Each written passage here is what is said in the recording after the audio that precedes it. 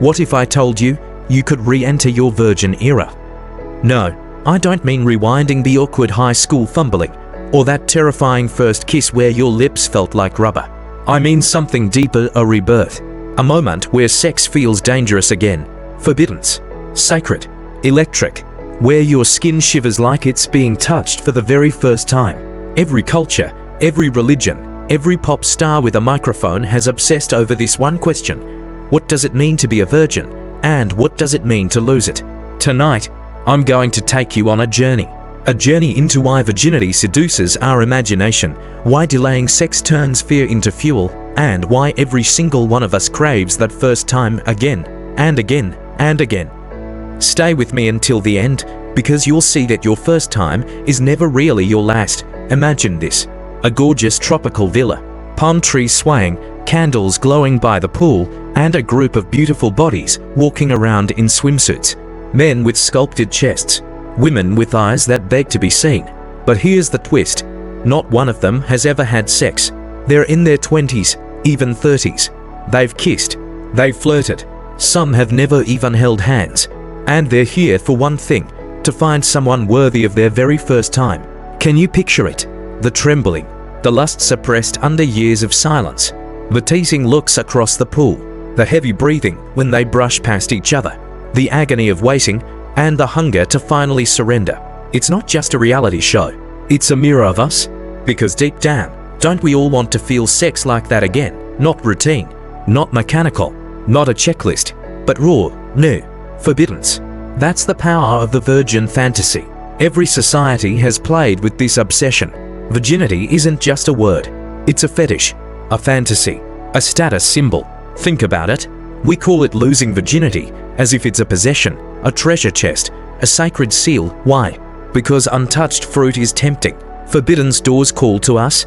The psychology is simple: scarcity creates desire, and the untouched body becomes the rarest fruit of all. But here's the twist: virginity doesn't actually exist in the body. It's not about the hymen or whether someone has had penetration. Virginity is a story, a cultural fantasy we wrap around sex to make it feel bigger than life. And that story is dripping with seduction. Because what's more erotic than the first time?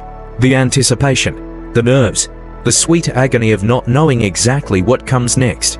That's why people crave it, long after they've already lost it. But there's a darker side. For some, sex isn't just exciting, it's terrifying. Why do so many adults still avoid intimacy? Some cling to religious rules. Some are frozen by fear of judgment.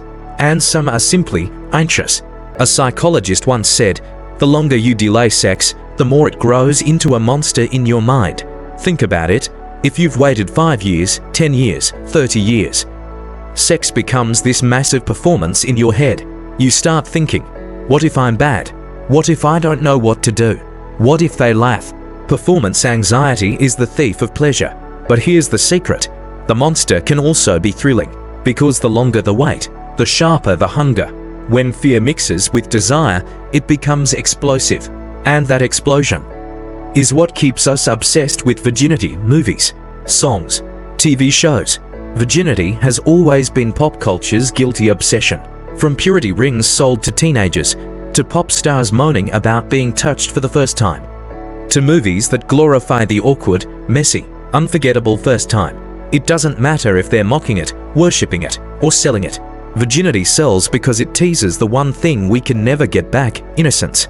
But innocence, when wrapped in desire, is dangerous. And we can't look away. That's why pop culture keeps recycling it. Because virginity is not about the past. It's about the fantasy of beginning again. But here's the irony. We live in the most sexually liberated age in history.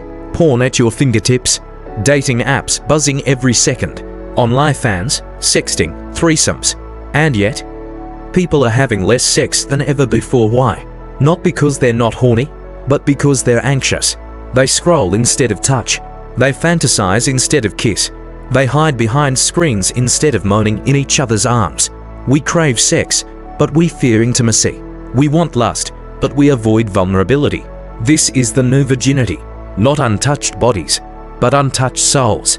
We're starving for connection, but terrified of being seen naked, not just in our skin, but in our truth. So here's the final question. Can you re-enter your virgin era? The answer is yes. Every kiss can be a first kiss. Every touch can be a first touch. The secret is not to rewind time. The secret is to surrender, to let yourself be vulnerable, nervous, trembling, hungry. Every time you look at someone with fresh eyes, you're reborn. Every time you let yourself fall into the unknown, you're a virgin again. Not in the body, in the soul. Because virginity isn't about never being touched. It's about daring to feel touched, like it's the first time.